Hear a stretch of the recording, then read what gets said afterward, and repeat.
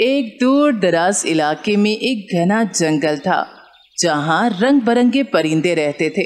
सब मिलजुल कर खुशी से रहते, एक दूसरे की मदद करते और अपने अपने कामों में मशगूल रहते। इन सब में एक तोता मिट्ठू भी था।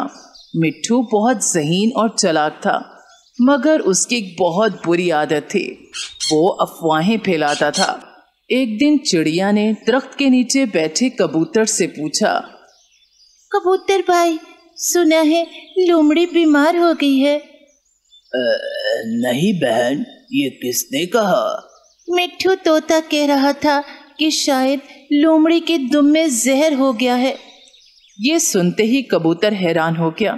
वो फौरन चील के पास गया और कहा, चील बहन, जल्दी खबर फैलाओ, लोमड़ी बीमार है, हो सकता है वो मरने वाली हो। ये बात जंगल में आग की तरह फैल गई। हर परिंदा हैरान और परेशान, कुछ खुश हो रहे थे, कुछ फिक्रमंद और कुछ मजीद सनसनीखेज बातें बना रहे थे। उसी वक्त मिट्ठू तोता अपने दरख्त पर बैठा कहके लगा रहा था, वाह मिट्ठू, क्या गजब की बात फैलाई, सबके होश उड़ गए। फिर वो अगले दिन नई अफवाह फैलाने निकला। इस बार वो बोला, सुनो, तुम्हें पता है शेर और शेरनी आपस में लड़ रहे हैं। सुना है शेरनी ने शेर को पंजे मारे हैं। कबूतर फौरन दरख्त से नीचे उतरा और हर एक को बताने लगा, अरे बच्चों, जंगल में लड़ाई होने वाली है। शेर और शेरनी की दुश्मनी खतरनाक हो चुकी है। शेर और शेरनी को जब ये बात पता चली तो वो हैरान रह गए। मैंने तो शेरनी से कई दिन से बात भी नहीं की। ये क्या बकवास है, ये सब झूठ है, किसी ने हमें बदनाम करने की कोशिश की है।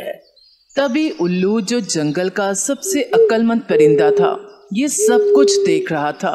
उसने महसूस किया कि हर रोज कोई ना कोई नई अफवाह जंगल में फैल जाती है और उसका नतीजा ये है कि परिंदे आपस में बदगुमान हो रहे हैं।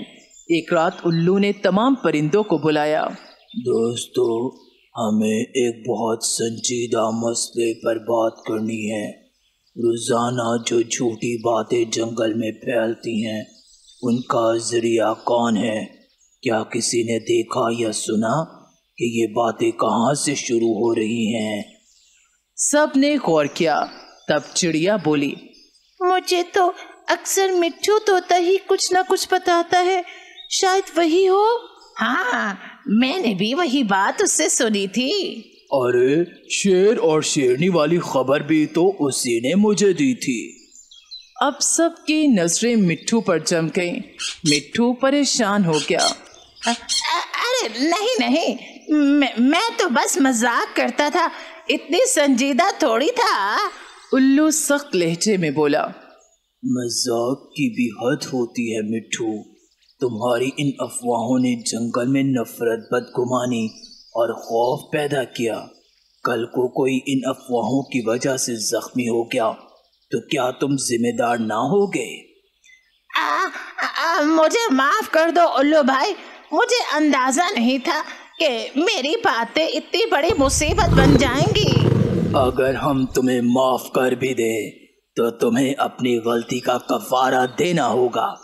तुम्हें वादा करना होगा कि अब तुम कभी भी झूठ नहीं बोलोगे और जंगल में सच्चाई फैलाओगे।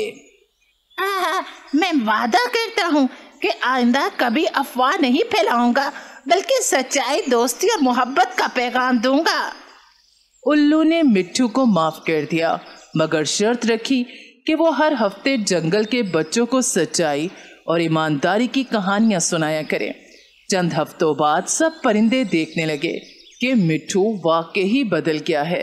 अब वो दरख्त की शाख पर बैठकर नन्हे परिंदों को नसीहतें देता, सच की अहमियत बताता और कहता, अफवाह वो जहर है जो खामोशी से दिलों में नफरत घोल देती है।